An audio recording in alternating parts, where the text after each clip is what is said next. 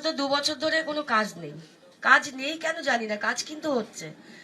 একটা হেমামালিনী বলে ছবি হয়েছিল, যেখানে ক্যামেরাম্যান নন গিল মেম্বারে ছিল, সেটা তো আমার জানার কথা নয়, ফেডারেশন থেকেই পারমিশনটা গেছিল।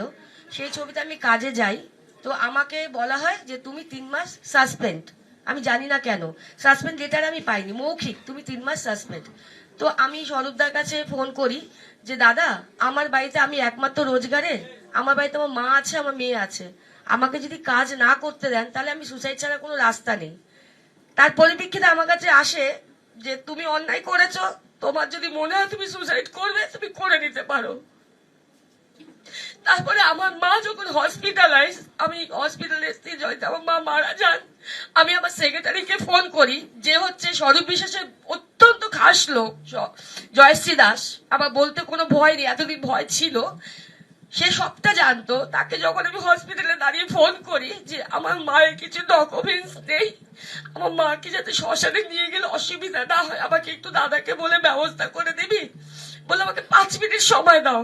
5 মিনিট পর যে আমার কাছে এলো, তোমার মাকে কি লাবারিস লাশ হিসাবে পোড়াবে, দাদা জিজ্ঞেস করছে। এবং প্রত্যেকটা ম্যানেজারকে বলা হয়েছে যাতে আমাকে নিয়ে কাজ না করা হয়, আমি যাতে কাজ না পাই। এই ইন্ডাস্ট্রির পুরো ভাগে থাকবেন, তাদের রুজি রুটি, তাদের প্রাথমিক পেশা যেন সিনেমা হয়, এটা সবার আগে হওয়া দরকার। তার কারণ একমাত্র একজন সিনেমা কর্মী, তিনি শিল্পী হতে পারেন, কলাকুশলী হতে পারেন, কোনো বিভাগের পরিচালক হতে পারেন, প্রযোজক হতে পারেন, এমনকি ডিস্ট্রিবিউটর বা এক্সিবিটরও হতে পারেন। একমাত্র তিনি বা তারাই কিন্তু বুঝতে পারেন যে সিনেমা শিল্পটা কিভাবে ইভলভ করছে সময়ের সঙ্গে সঙ্গে, কি প্রয়োজন না প্রয়োজন। শুধুমাত্র রাজনৈতিক কারণে যদি একটি সংগঠন তার মাথার উপর কাউকে বসিয়ে দেওয়া হয়, তাহলে আজকে আমরা যে পরিস্থিতিটা দেখছি সেই পরিস্থিতিটার সম্মুখীন হতে হবে। হ্যাঁ, এই যে হারুদা একটু আগে বলছিল যে 2011-র আগে আমরা অনেক আনন্দ নিয়ে কাজ করতাম, আমি স্বীকার করি। তার কারণ এই পরিবেশটা আমাদের ফিরিয়ে আনতে হবে, যে পরিবেশে এখানে যারা আমরা আছি, কেউ এখানে জয় বাংলা বলবেন, কেউ জয় শ্রীরাম বলবেন, কেউ বন্দে মাতরম বলবেন, কেউ লাল ছিলাম বলবেন, সেটা ম্যাটার করার কথা না। ম্যাটার করার কথা যে আমরা এই ইন্ডাস্ট্রিটার বেটারমেন্টের জন্য, ভালোর জন্য একসঙ্গে কাজ করছি, সকলে একটা জিনিস তৈরি করছি যেটা শিল্পসম্মত একটা কাজ।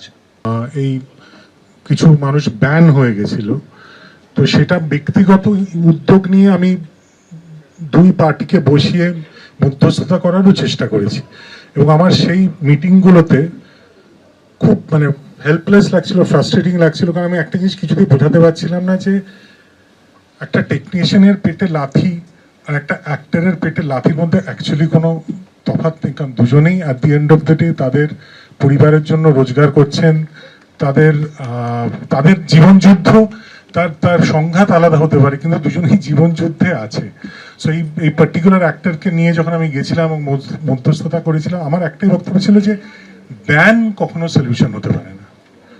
Banning can't be a solution. কারোর পেটে লাথি মারা, কারো কাজ বন্ধ করে দেওয়া ক্যানট বি এ সলিউশন।